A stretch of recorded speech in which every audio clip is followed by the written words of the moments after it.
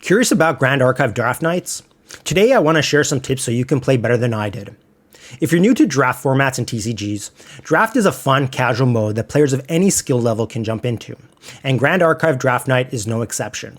For Grand Archive Draft Nights, you'll draft your deck using 3 booster packs, but you'll also receive a draft event pack. This pack includes everything you need to get started, most importantly, 2 Nameless Champion cards. Each Nameless Champion has 2 classes, and this is super important. Pay close attention to those classes, because you'll want to draft cards that work well with whichever champion you end up choosing. You'll also get a few regalia items. Some of these will match your champion's classes, while others won't. Don't stress too much here, you'll sort it out as you build. In draft format, you play with 10 cards in your material deck, so chances are you'll end up including a few cards you won't actually use. That's normal. You'll receive all 3 basic element cards, fire, water, and wind, but most players will want to run Prismatic Spirit instead. Prismatic Spirit lets you choose 2 of the 3 basic elements, which makes drafting multi-element decks way easier without worrying about not having the right resources to play your cards. Drafting is easily the best part of draft night, but it's also where a lot of avoidable mistakes happen. When you open your first pack, slow down. It's tempting to immediately grab the rare or super rare card. Sure, it looks great for your collection, but if it doesn't work with either class on your Nameless Champion, it might just end up being useless. Yes, drafting strategy does include denying strong cards for your opponents, but if you're doing that at the cost of your own deck, you're probably wasting picks. Also, pay attention to what cards are being passed to you. You won't know exactly what your neighbors are drafting, but the cards that keep showing up can give you a good idea of what people aren't playing, and that information can be really valuable. Since your Nameless Champion has 2 classes, you can draft cards from either one. If you're confident focusing on a single class, go for it. But keeping both classes open gives you way more flexibility during the draft. If you're newer to the game, I recommend avoiding advanced elements.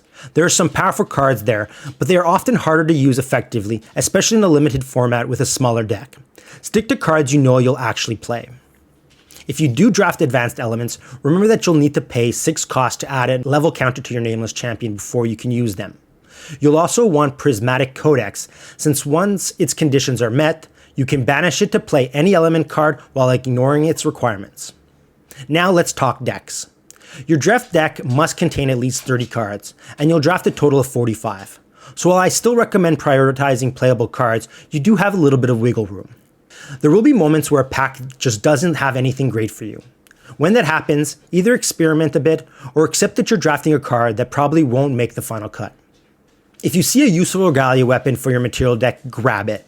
While your draft pack does include items that match your Nameless Champion, having the right weapon can make a big difference. Just remember, like standard Grand Archive, you can only have 4 copies of any given card, so don't hoard duplicates you won't be able to use. One important thing, double check the format your draft night is using. Standard GA is usually best of 3, but many draft nights run best of 1. If it's a best of 1, expect rounds to last about 10 to 20 minutes depending on the player base. Quick note to organizers, if 3 Swiss rounds feels too short, considering running 4 or even 5 rounds. If you have multiple pods, you could also have pod swaps. First place plays first place, second place plays second, and so on. At the end of the day, draft night is meant to be casual. It's a great way to learn the game, try new cards, and just have fun.